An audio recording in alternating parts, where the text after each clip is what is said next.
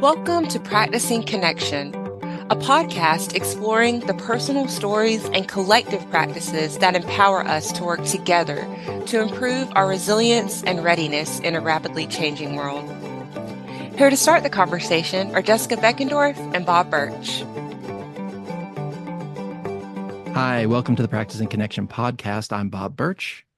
And I'm Jessica Beckendorf. Our guest today is Ms. Amy Rodick, Director of the Office of Military Family Readiness and Policy for the Department of Defense. As Director, Amy is responsible for leadership, management, and oversight of programs affecting military families, including military spouse career advancement, military family life learning, and the Office of Special Needs. Amy has 19 years of operations and program management experience as a civil servant and active duty military officer. She's an Army veteran and a current military spouse, well-versed in the many benefits and challenges of military life. We are honored to be able to welcome her to the podcast. Hi, Amy. Thank you for your service and for joining us on our Practicing Connection podcast. Good morning. Thank you so much. I'm happy to be here. So, Amy, you have a wealth of experience, but what led you to your work with the Office of Military Family Readiness and Policy? Well, as an Army veteran, as you mentioned, and current active duty spouse and mother of four, really military family readiness policy is at the very core of who I am personally and professionally. Can you tell us more, Amy, about how the Office of Military Family Readiness and Policy contributes to military family readiness overall? I would love to. Yeah, actually, our office, as well as the entire DoD team, I would say, is committed to military family readiness. And what does that mean? It means helping members and families to be prepared to face the challenges that military life often throws at you. And that's through building skills such as, knowledge, awareness of support and resources, and sort of putting all of those things into action to enhance their own personal readiness and overall well-being. So we know that family readiness and resilience can be complex. How does the DoD go about addressing that complexity? Well, I'll tell you, they have tried to address it through multiple angles. I think the first step is really recognizing that they do have these complex needs, which can't be addressed with just one program or service. It's really sort of the landscape of all programs, services, and communities that help build the support around military families to enhance their readiness and resilience. And we really do need that network of support and services to address those needs. So we do a lot to ensure that programs and services take, a holistic approach to identifying these needs. And of course, we value the collaboration and partnership of the other stakeholders that we work with, such as our federal partners, like the VA, the Department of Labor, or community agencies such as the American Red Cross, local school boards, or chambers of commerce. But we really see that military family readiness is critical to national security because it enables mission readiness. And by ensuring the service members and their families have support and the resources they need, we take care of the entire family unit. So, Amy, it sounds like you're describing the military family readiness system. And I'm just wondering, as an entity and, that the military family readiness system exists in policy, how does it impact the work of military family service providers? The term military family readiness system is used in our policy, as you mentioned, but people don't really understand sort of the practical application or what that looks like in everyday life. And it's really not a specific entity, but it's more of a framework or an ecosystem, if you will. You can't just walk into a military family readiness office. It's not really a tangible thing, but really it's, like I said, the ecosystem that surrounds the military service members and their families that provides the support that's really so critical to that readiness and resilience we just mentioned. And as many of us know who are familiar with the military lifestyle, it does present unique challenges, such as relocation, deployment, high stress levels, high operational demands, transition with children and schools, which I have experienced firsthand, and the constant, uncertainty of, what the next week will look like for you or your family. So the DoD really has widened its aperture and recognizes that not one single program or service can address those needs, but it really does take that ecosystem within the Military Family Readiness System to provide that support. And of course, we have, resources such as Military OneSource to include military installations and some of the other support services that are housed on Military OneSource. But really, what we're trying to encourage and trying to inform people and educate folks is that the Military Family Readiness System is really the promotion and sort of the integration of all these services when possible, and collaboration and partnerships that support the military family. It's really the act of sort of enabling service providers to meet service members and families where they are with the appropriate resources to address the different dimensions of the issue at hand. I love the description you used of ecosystem. I've also described it as like a network of networks, but I think ecosystem is probably a much better encapsulated word for this.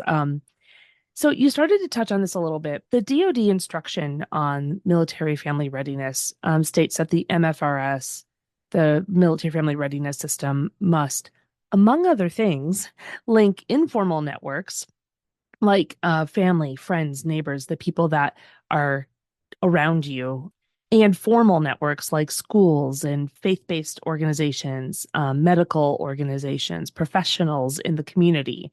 Why is that important? And how do you think service providers can help in linking those networks? It's a great question. When we think down to the simplest terms and the most common kind of concepts of informal networks, it's really your friends and your community.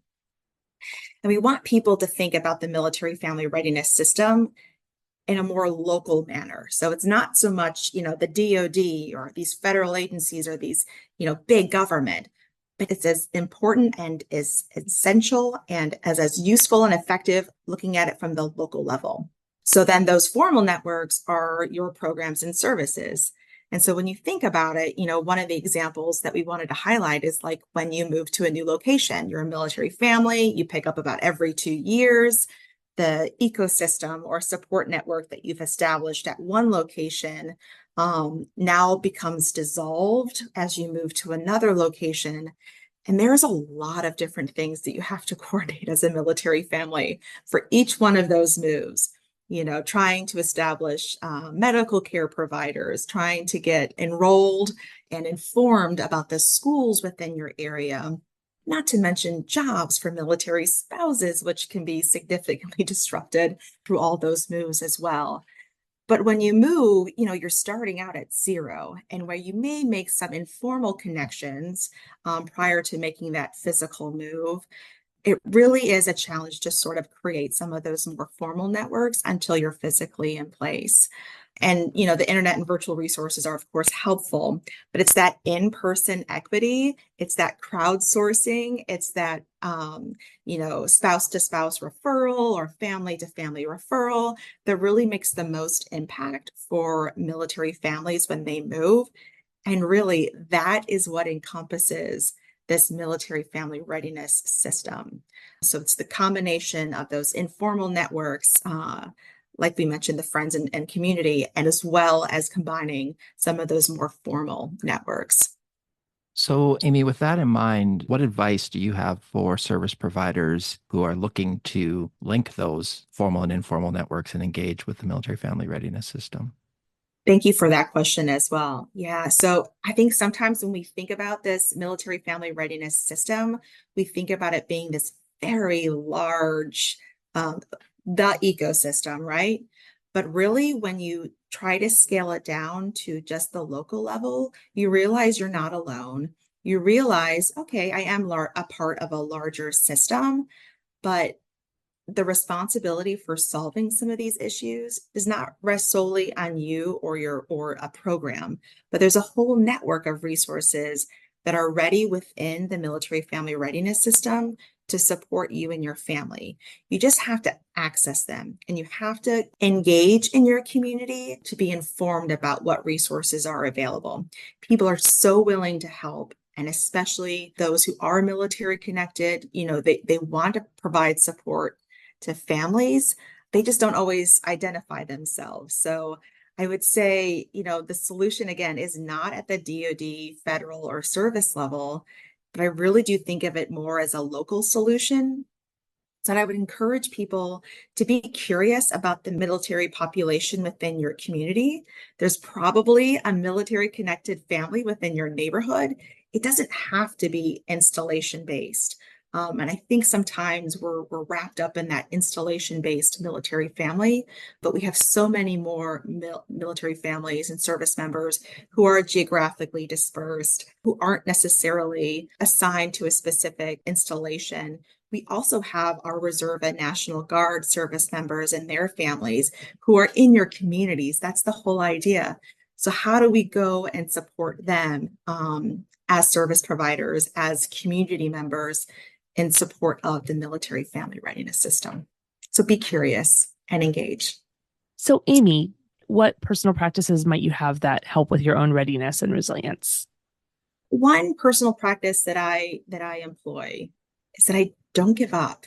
I'm not scared by administrative tasks. That's the other thing. So as a military spouse, when you move, you can't let the administrivia intimidate you. Enrolling children in school, enrolling in the child development centers, reestablishing healthcare. So I try to just pace myself without trying to become completely overwhelmed. And at the point of feeling overwhelmed, which can happen to the best of us, I take a knee. And I sort of just regroup, set some additional tasks, again, just incrementally. And then I say, look, it may not be on my timeline, but everything will get done. And that's sort of my mantra just in life. And I'm being very honest here. Even like in my day-to-day with my family and work schedule, my mantra is, it may not be done on my timeline, but everything will get done. And you just keep on pushing through. And it will get done. And when it does, you're like, okay, I'm on to the next thing. And you just kind of just keep on going. But every once in a while, taking that, what we call the tactical pause, take a knee, regroup yourself as you need so that you don't become completely overwhelmed. And then just set those little tasks kind of leading you into forward movement all over again. Because it can be daunting. And then knowing that there's resources out there to help you if at some point taking that knee and sort of, thinking about those next steps is not working for you, realize there's other resources out there that you can tap into to kind of get you over that hurdle. I mentioned Military OneSource. We also have amazing non-clinical counseling services through our Military Family Life Counselor program, which is amazing. And I've used them. I'm a customer as well, and they're extremely helpful. Again, just to kind of get you through a potential impasse or a current impasse that you may be experiencing in your personal life, because it is hard. It really is. But at the end of the day, nothing that's worth doing isn't hard, right? So you just keep on pushing through, and you'll get to the other side. It's all good. Amy Rodick is Director of the Office of Military Family Readiness and Policy for the Department of Defense. Amy, thank you so much for joining us. Thank you for having me. It was a pleasure. That's it for this episode. Thanks for joining us. If you enjoyed this episode, click the share button in your podcast app to share it with a friend. We'd like to thank our co-producer, Coral Owen, our announcer, Kaylin Goebel, Maggie Lucas and Terry Meisenbach for their help with marketing, and Nathan Grimm, who composed and performed all the music you hear on the podcast. We'll be back next week with a new Practicast on exploring your character strengths. Until then, keep practicing.